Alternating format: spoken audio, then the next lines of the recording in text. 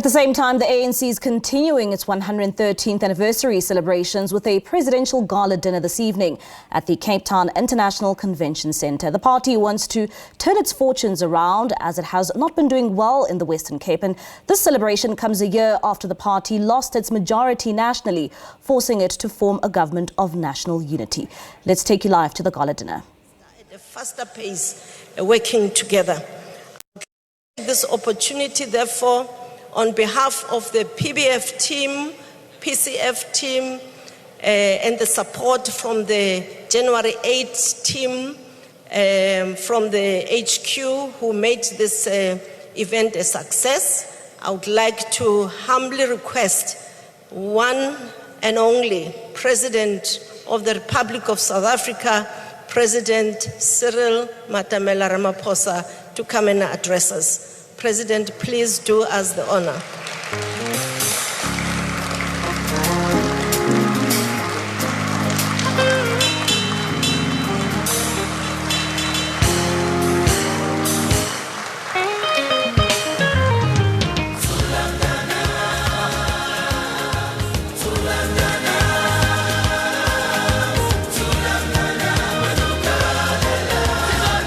Let's be seated, please.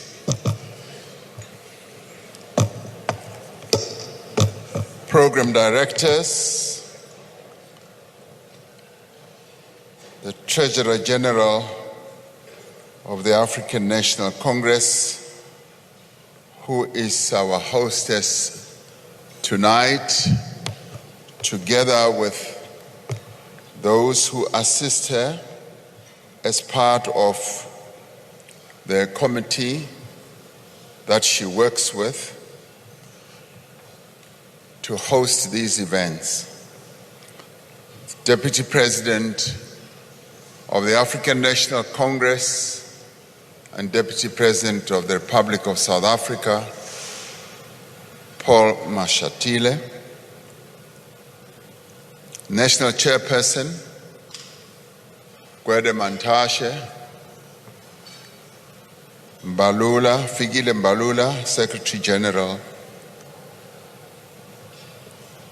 Nomvula Mukonyane, First Deputy Secretary General, Marupini Ramokhopa, Second Deputy Secretary General, and members of the National Executive Committee of the African National Congress, the leadership of the Alliance who are here present, the leadership of our provinces who are here, but in this case more particularly, Comrade JJ, the chairperson of our province here in the Western Cape, who is also our host, the leadership of our leagues who are here present,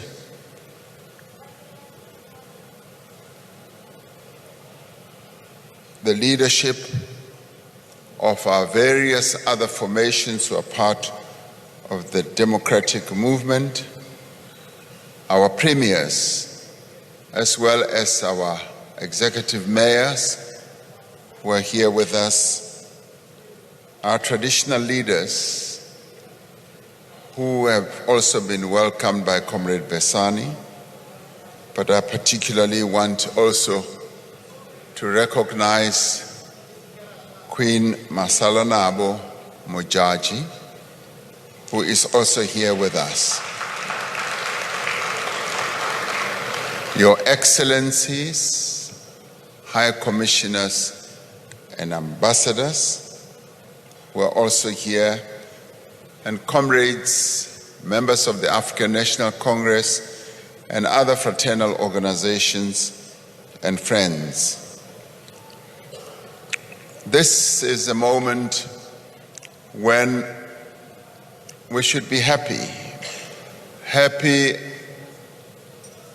on the eve of the delivery of the message from the National Executive Committee of the African National Congress, the traditional message of the January 8th. And we'd like to thank the business people who are here with us, who've bought the tables. We thank you for continuing to support the African National Congress. Thank you very much. I'm sitting at a table here right in front, and the Deputy President is also sitting at a table. I saw the National Chairperson. Now, at my table is also seated the President of the ANC Youth League. When he came in, he decided to sit at the head of the table. Now, when I looked at the table where the Deputy President is seated, I see at the head of the table is a very serious businessman who you can see that they will have made a serious contribution towards the fundraising effort of the TG. Now, when I looked at the President of the ANC Youth League sitting at the head of the table, I asked myself, what has he contributed from a financial point of view, sitting at the head of the table? And the youth, apart from obviously having the great ambition of leading this country going forward, they have a very immediate, impatient desire to also sit at the heads of the table, even when abana selo sa go contribute as a challenge. It's actually quite a great joy to have the 113th anniversary of the formation of our glorious movement here in the Western Cape. And would like to thank the leadership of the ANC here in the Western Cape, and of course, the SGO, the Secretary General's Office, for having led the process, which was approved by the NEC, that we should hold the anniversary of the birth of the ANC here. The provincial chairperson and others have done a really fantastic job, much as we go all over to mobilize for the holding of the January 8th celebrations in the Western Cape here. We found a leadership of the ANC that had put in a lot of work, and I'd like us to give them a round of applause for the work that they have done. This is a very special January 8th celebration because one of the wonderful attractions that the SGO added, much as we have a pilgrimage in the latter days of our movement, on the 8th of January, we embark on a pilgrimage to go to the various important sites, particularly the burial sites of our former leaders. We started off in 2018 when we went to the gravesite of the first president of the African National Congress in KZN, when we visited the burial site of President John Langalebale Dube. We've continued with that tradition, which the national chairperson dubbed a pilgrimage, and we continue with that practice. And this year's continuation of that practice was especially important and profound in that we went to Robben Island and held the celebration, and we held the celebration all over the province, no doubt, but it was especially profound to have held the celebration, one of the celebrations, in the cell of President Nelson Mandela on Robben Island. And would like to thank the Secretary General and the SGO, Comrade Nomvula Mukonyane, and all those who work in the SGO, Comrade Balula, for having made this possible. It was especially wonderful and touching. Your presence here tonight does bear testimony to the enduring way in which we celebrate January 8th and the birth of our movement. And so your presence here is a great honor, not only to the ANC, but also to the founders of the African National Congress. For on this day, we remember the contribution that the founders of our great movement made 113 years ago to form this organization. Our anniversaries provide us with the opportunity to reflect on our history as an organization, but also to reflect on the achievements and the setbacks that we have gone through. But they also outline the actions that we must take to advance the struggle for a united, non-racial, non-sexist, and prosperous South Africa. Now, celebrating our anniversary in this beautiful part of our country allows us really an opportunity to commemorate and to honor the contributions of the people who suffered and struggled for our liberation. The indigenous people of the Western Cape were the first to encounter those who would arrive, invade our country, take our land, and bring slavery to these shores of our beautiful country and oppress the people of our land for centuries. Equally, the people of the Western Cape have a very deep history of resistance to slavery, of resistance to colonization, forced labor, as well as resistance to apartheid. The first recorded political prisoners on Robben Island are said to have been Ashumato, the leader of the Khoi, and two of his other colleagues, Jan Khoi, and Bobo, in the mid-17th century. They were imprisoned there by Jan van Riebeeck. Some historians put the date of their imprisonment like less than 10 years after Jan van Riebeeck first set foot on our shores in 1652. Now, this tradition of resistance carried through to heroes and heroines of our struggle, such as Dr.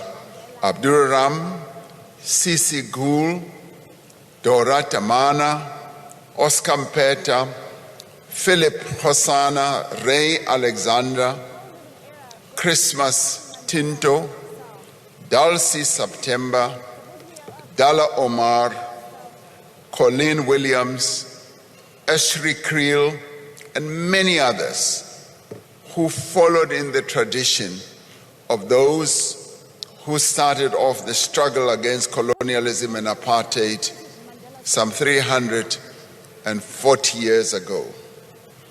And tonight, we bow our heads to their commitment to our struggle and the many sacrifices that they made. We stood in awe in Robben Island as we remembered the sacrifices that were made by people like Nelson Mandela, Walter Sisulu, Wilton Mkwai, and many others. Dr. Seth Cooper who is the chairperson of the Robben Island Museum, who was a resident also and a prisoner on Robben Island, took us around and showed us the various sites on Robben Island, including not only the cell, but the lime quarry, where Nelson Mandela and many other prisoners were humiliated and their dignity was sought to be reduced, and where their warders and those who had imprisoned them wanted to break them, not only to reduce them to people who did not have dignity, but also to make sure that they remain isolated. He showed us all the various sites and we were in awe. But we also recognized that this was a place of hope. This was a place where they came out of prison being even more determined and committed to prosecute our struggle to the victory that we finally achieved. And due to their struggles, we stand here today as a politically free people who can draw on this very proud legacy to address the challenges faced by our nation and our people. As the national leadership of the African National Congress, we spent the past few days crisscrossing the length and the breadth of this province, Western Cape, and especially the city of Cape Town, talking to our people, engaging with our people, and getting to fully understand the issues that they confront, issues that pervade the entire country, obviously. And they raise issues about their daily struggles, struggles of unemployment, struggles of a lack of housing, lack of services, and the challenges that they face of poverty and real suffering. And they informed us that they are not receiving the services that they believe are due to them. And all this suffering is largely due to centuries of institutionalized racism, institutionalized exclusion, also from economic opportunities, the economic inequality that continues to permeate through all the facets of the lives of our people. The ANC January 8th statement, which will be delivered tomorrow from the National Executive Committee, will address issues of concern to the people of our country. And it will also outline the reasons the ANC holds the firm view that the National Democratic Revolution is incomplete. We need to intensify the execution of the National Democratic Revolution. We have yet to attain the vision that has been set out in the Freedom Charter as South Africa, to ensure that indeed we bring about prosperity in our country. All our people are yet to share in the wealth of our country.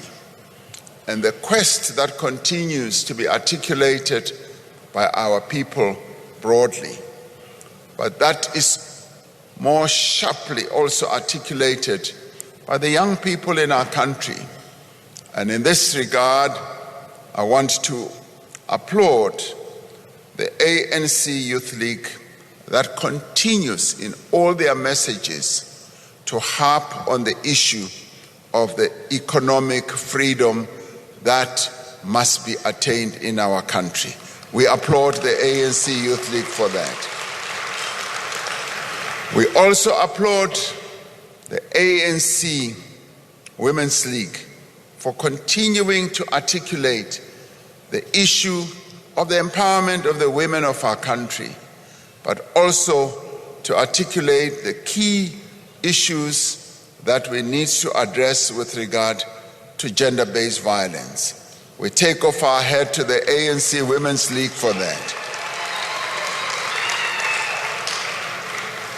And we also wish to applaud the articulation by the ANC Veterans League of ensuring that the ANC becomes an organization of integrity and continues to work on the renewal project that the ANC must continue to broaden and to deepen in our organization. And we thank the ANC Veterans League for that as well.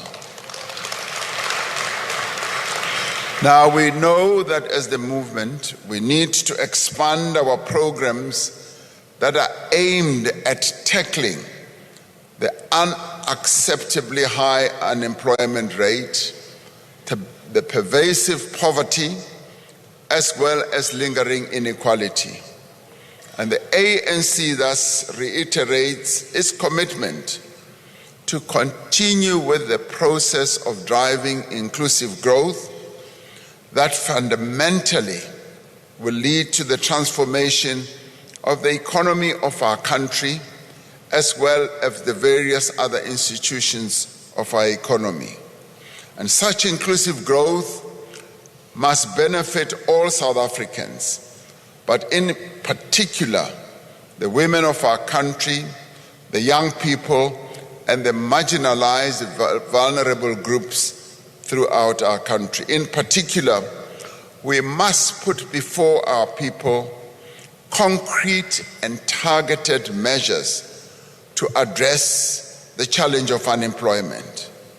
But we must also focus on how we empower young people to prepare them for the world of work, to focus on broadening access to education, as well as enhancing the quality education and strengthening skills development, and expand enrollment in areas demanded by the evolving labor market.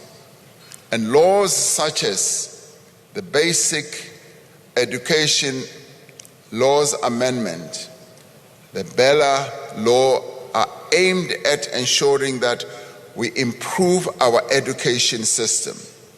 And we insist that indeed that law, the Gala Act, is going to be implemented. Whether people like it or not, it is going to happen.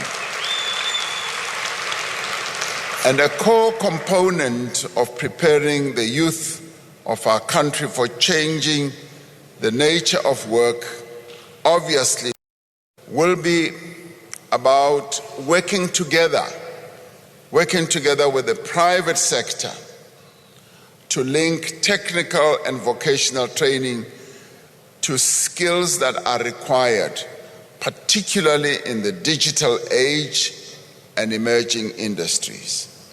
Specific interventions to ensure greater participation by women and vulnerable groups in the economy will also be expanded and strengthened.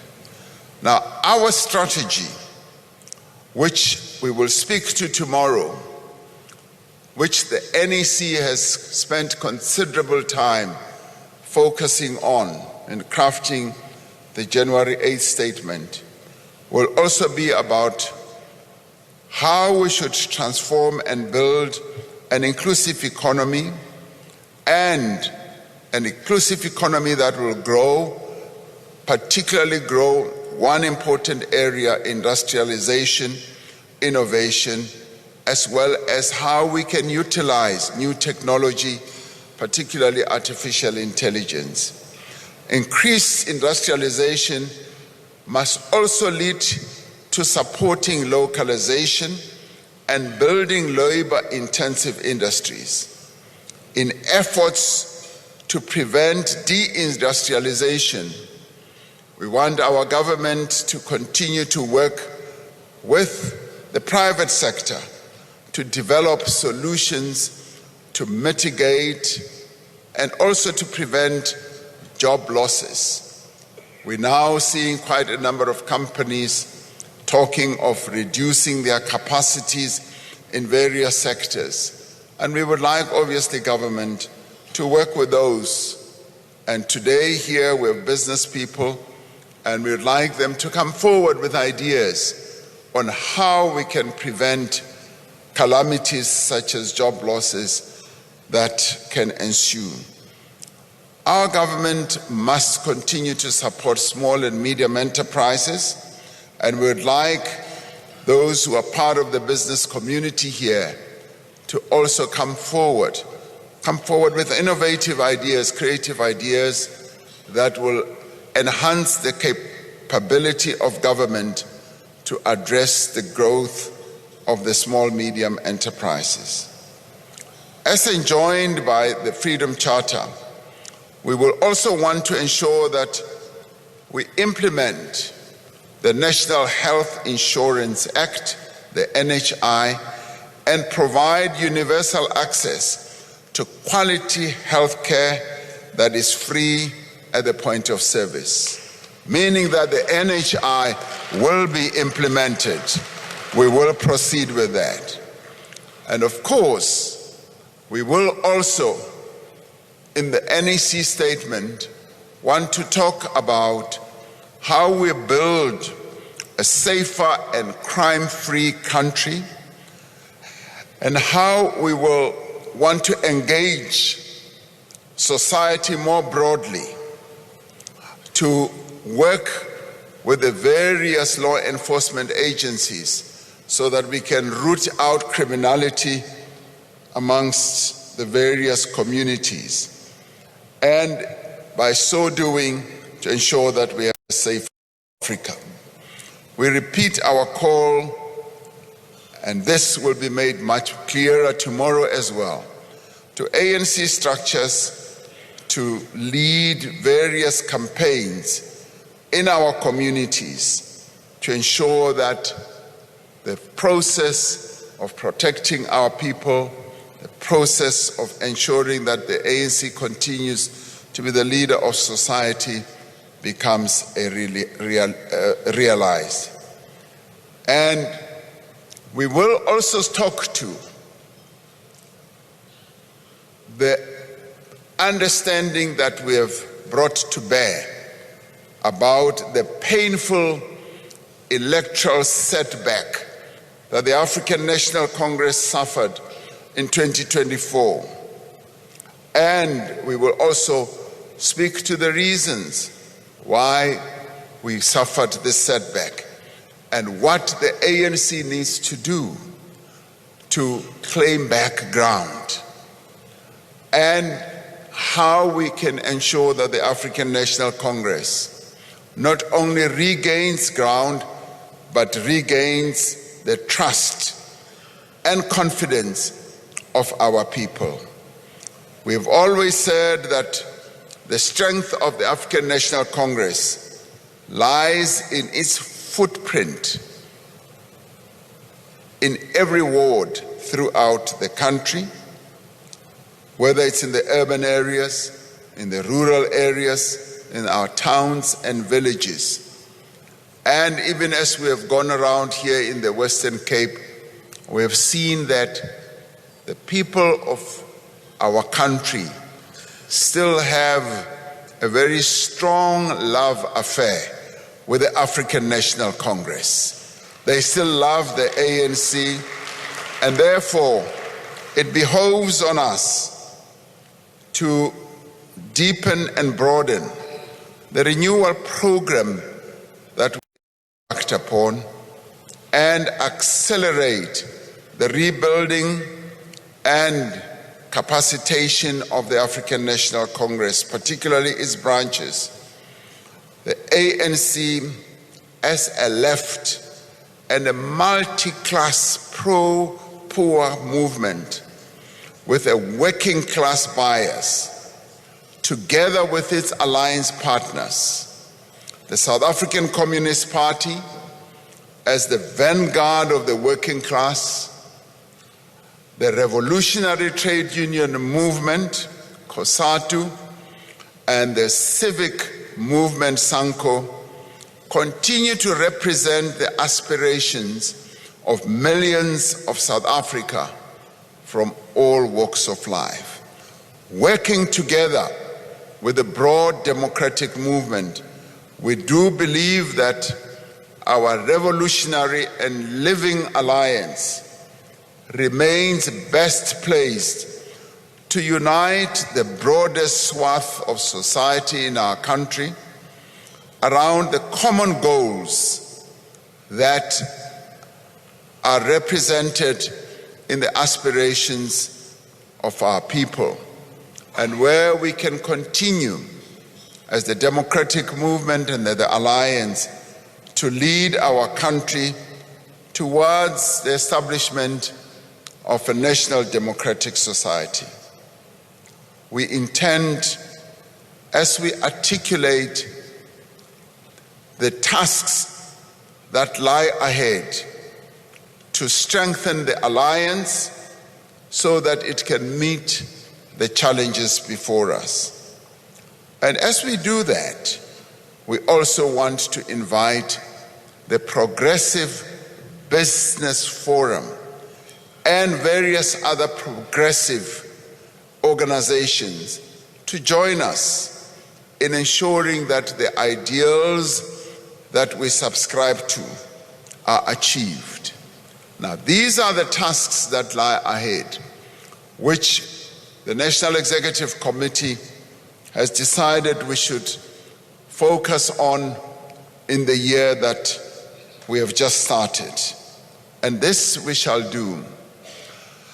This year, we will be having a number of other manifestations, very important manifestations. One of the key ones is the 70th anniversary of the adoption of the Freedom Charter. We will want to spend time during the course of this year to focus on the key elements of the Freedom Charter, the lodestar document that has inspired our movement, a lodestar document that to a large extent has also led to the transformation that we see in our country.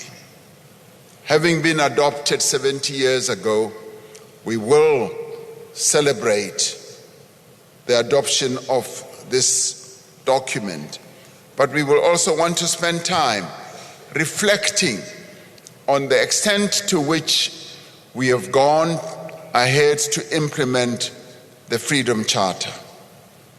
This year, another important manifestation which the Treasurer General, Dr. Ramokgopa, also spoke very strongly about is how South Africa will be the first African country to host the G20. This is an important opportunity. It's an important opportunity to place the needs and the interests of the people of our country, but also the interests of our continent, but also importantly, the interests, the developmental interests of the global South, more firmly on the global agenda. Being a small country that we are, of just 60 or so million people, history has bestowed on us an important role to play a very big role in global affairs. And this presidency of the G20 is a presidency that is bestowed on the shoulders of all of us as South Africans. So each one of us is president of the G20. We must make sure that we play that role. As we know, We will be holding meetings of the G20, some 130 meetings. You will have seen last year one important meeting was held in Johannesburg. There will be many other meetings, 120 meetings that will be held in our country, in all our provinces. And we call upon South Africans to own this G20. We call on South Africans to be willing and prepared to welcome the world to South Africa as we play a key and important role. To you here in the Western Cape, there will be a number of meetings, and we say, be excellent hosts. There are many sites where these people who will come to the G20 meeting will be going to. One of those sites, which, as I said, we visited on the 8th of January, was Robben Island. Robben Island is a very special UNESCO site, and it now receives some 300,000 people every year. And we want that number to go up. They receive 1,000 people a day. And many of those people come from South Africa. So we want to popularize Robben Island and many other sites, including places where slaves were held, so that the image, the reputation of our country is put on a much higher pedestal. And this is the great moment that we have as South Africa, as we welcome all these people who will be coming to the G20. One other important aspect of the G20 is going to be holding a social G20 summit. We learned this from Brazil, where President Lula da Silva called or convened a G20 social summit, bringing together non-governmental organizations or social movements from all over the world. And we will want to do precisely that, if not better and bigger, to bring them here to South Africa. Another key manifestation that we are going to have is to hold the national dialogue. We have committed ourselves to a national dialogue this year. The national dialogue offers a comprehensive platform for all citizens of our country to be part of the political process that should ensue, but which should also help to craft a great future for our country, and to ensure that we involve our people in a discussion, in a dialogue about the type of South Africa we want to have. So we will be going on with that national dialogue. Another important one for us as the African National Congress, we will be holding a very important meeting where the ANC members and branches will be coming together to hold the National General Council, and NGC. So all these important manifestations will be taking place in 2025. And as they take place, we want our members, we want the various parts of the alliance, we want our people to get involved in discussions, in engagement, in interaction. And we do also want to put our continent on the map.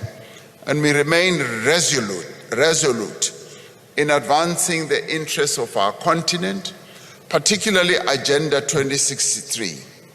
We are very pleased that even at this dinner, there are people from various countries on our continent who are present here.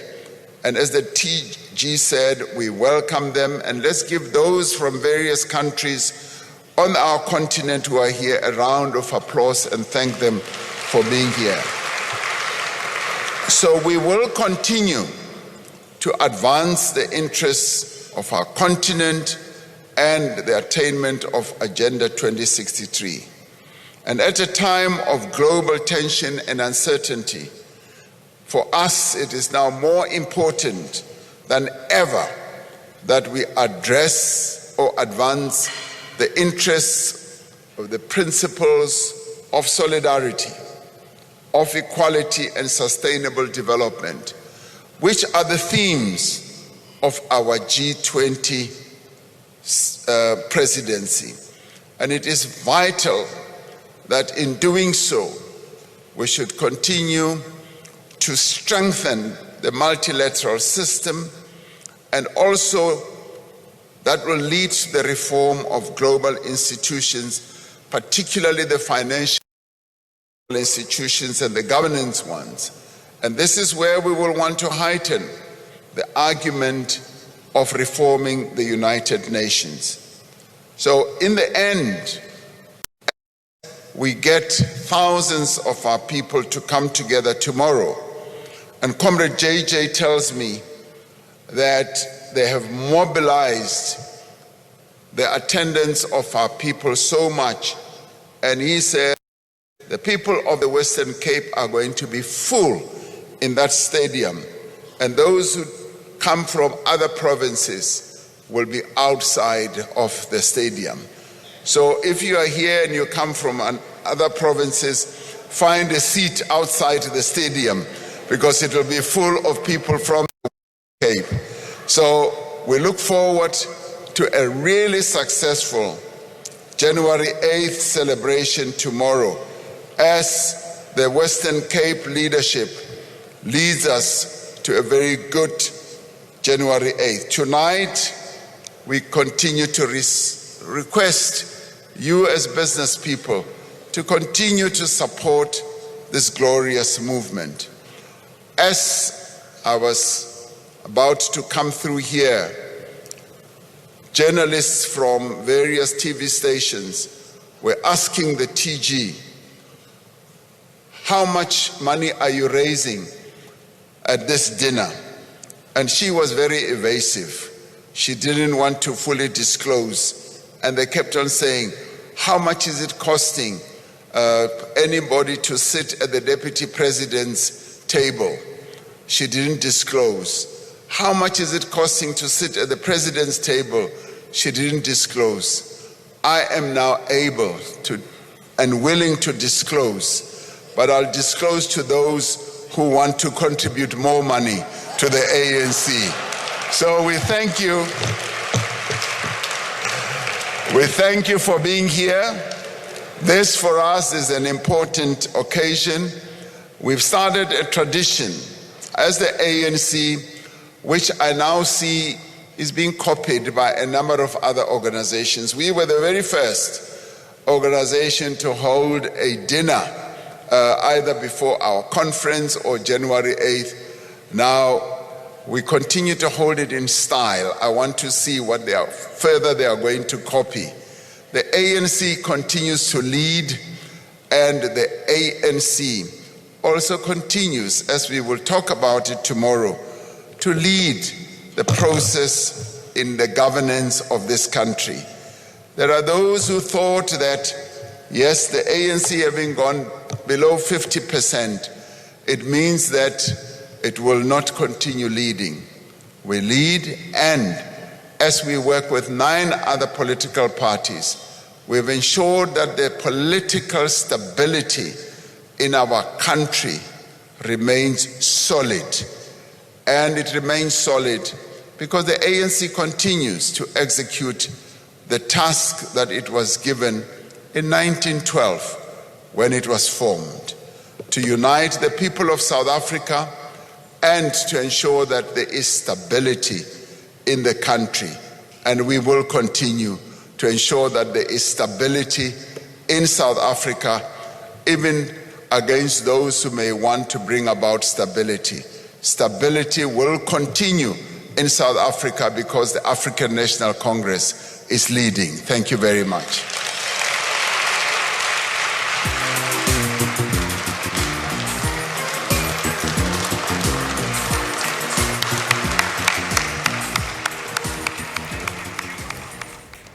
All right, that is ANC President Cyril Ramaphosa there delivering the keynote address of the ANC's Gala dinner. Now, this is the last event that takes place on the ANC's diary just ahead of that January 8th statement that will be delivered tomorrow in Khayelitsha by the ANC's president. But of course, we do also know that the ANC did hold a NEC meeting earlier on in the week. And in the week, it's where the National Executive Committee of the ANC discussed what would be contained in that January 8th statement. And the president of the ANC also there giving us a glimpse of what we can expect when he delivers that message to ANC supporters tomorrow in Khayelitsha. Of course, touching on a number of issues. One thing that that was pointed out by the ANC president, reflecting on the activities that took place throughout the course of the week, and saying that this January 8 statement is quite special to the ANC. As you would have seen during the week, the party of the ANC, the NEC, or rather, spending time at Robben Island and saying that it was very important for them to go back to Robben Island, and particularly to the cell of former President Nelson Mandela, saying that it was wonderful and quite touching to be in that cell. Of course, saying that the anniversary of the ANC is a time to reflect on the organization, the achievements of the ANC, as well as the actions of the ANC. And of course, that will be outlined tomorrow even further by the ANC, saying that celebrating allows the party to commemorate the contributions made by the people who suffered for our country's liberation. Also touching on the Western Cape being the host for this year's January 8 celebrations. And this is the first time the ANC, goes back to the Western Cape. It's been a decade since they last held their January 8 statement in the Western Cape. And going back there, saying that it is quite important because this is where the first people of the country suffered.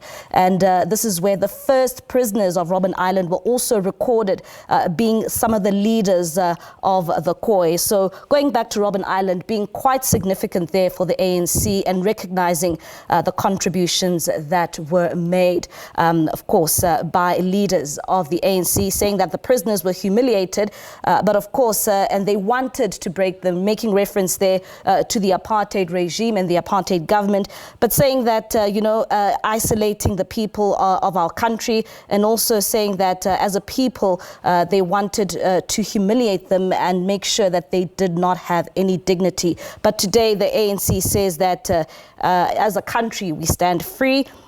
Saying we stand politically free. But of course, more will continue to come out of the ANC's January 8 statement, but that will be done tomorrow. And remember that this is a message of the ANC's National Executive Committee. And of course, saying that they'll be outlining a number of issues, but of course, reflecting on what they did throughout the week, speaking to the people of the Western Cape, and of course, talking about the issues there facing the people of the Western Cape when it comes to poverty, a high unemployment rate, youth unemployment, and of course, service delivery in the Western Cape. But let's move on now.